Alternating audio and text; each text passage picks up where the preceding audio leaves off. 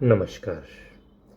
यह है लखनऊ की रेजिडेंसी और इस गेट को बेली गेट यानी कि बेली गार्ड गेट कहा जाता था। यह मूल रूप से अपने गौरवशाली दिनों में गार्ड ऑफ ऑनर हुआ करता था।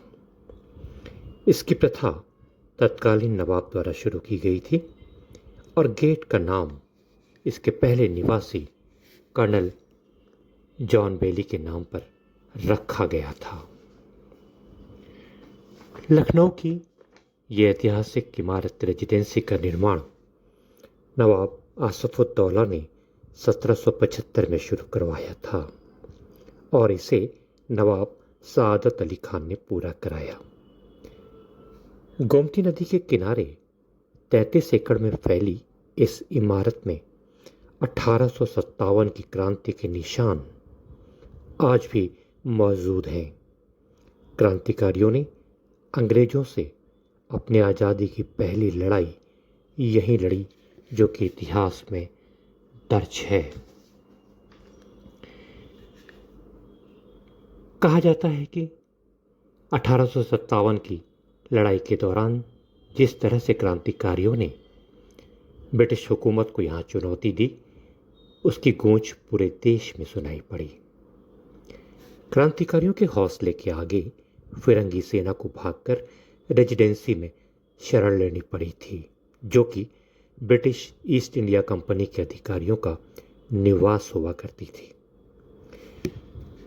नवाब वाजिद अली शाह की पहली पत्नी बेगम हजरत महल के नेतृत्व में 40 दिनों तक अंग्रेजों को गोलाबारी के बीच रेजिडेंसी में ही कैद रहना पड़ा था।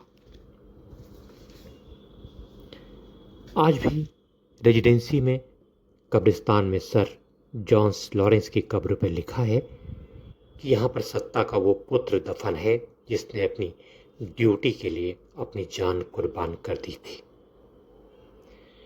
1800 में नवाब सादत अली खां के शासन में रेजिडेंसी जब बनकर तैयार हुई तो पहले ईस्ट इंडिया कंपनी की तरफ से नियुक्त अधिकारी इसमें रहा करते थे।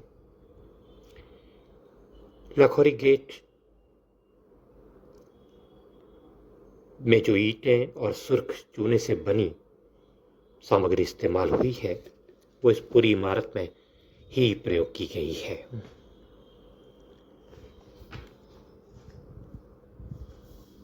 इस लड़ाई में जब बेगम हजरत महल ने आखिरी में डटकर मुकाबला करने के बाद वो हार गईं, तो उनको नेपाल में शरण लेनी पड़ी और वहीं पर उनका इंतकाल हो गया।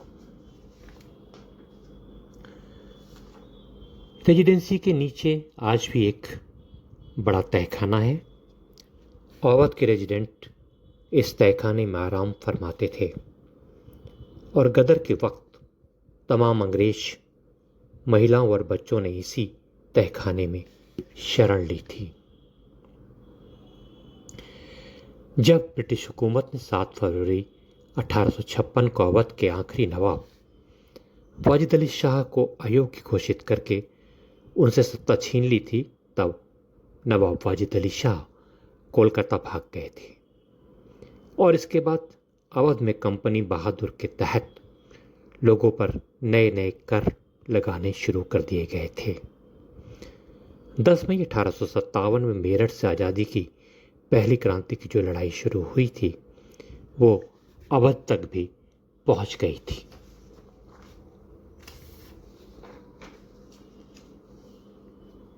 इतिहासकारों के मुताबिक रेजिडेंसी में रहने वाले ब्रिटिश अधिकारियों में हेनरी लॉरेंस बेहद कुशल प्रशासक थे। गदर की लड़ाई में मरने वाले हेनरी की मज़ार 51 फीट ऊंचे और बड़े घेरे में बनी थी, जिसे कि अंग्रेजों ने 1904 में एक नई रूपरेखा दी। 1857 के स्वतंत्रता संग्राम में रेजिडेंसी का इतना ज़्यादा महत्व है कि यहाँ पर क्रांतिकारियों ने 86 दिन तक अपना कब्जा मौजूद रखा। इस दौरान तमें अंग्रेज परिवार यहाँ पर कैद रहे। 17 नवंबर 1857 की रात मौलवी अहमदुल्ला शाह ने रेजिडेंसी पर आखिरी हमला किया और इसके दूसरे दिन कॉलिन कैंपबेल कानपुर से सेना लेकर आए और उस पर फिर से अंग्रेजों का अधिकार हो गया।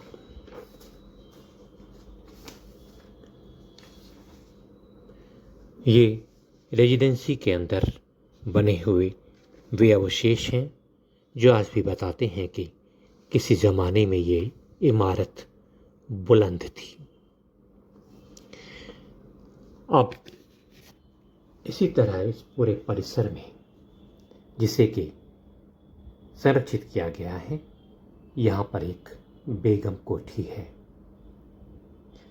बेगम मकदरा आलिया ने इस पर कब्जा किया था, जो कि एक विलायती बेगम थी, मूल रूप से एक विदेशी नवाब, जो नवाब नासिरुद्दीन हैदर से विवाहित थी।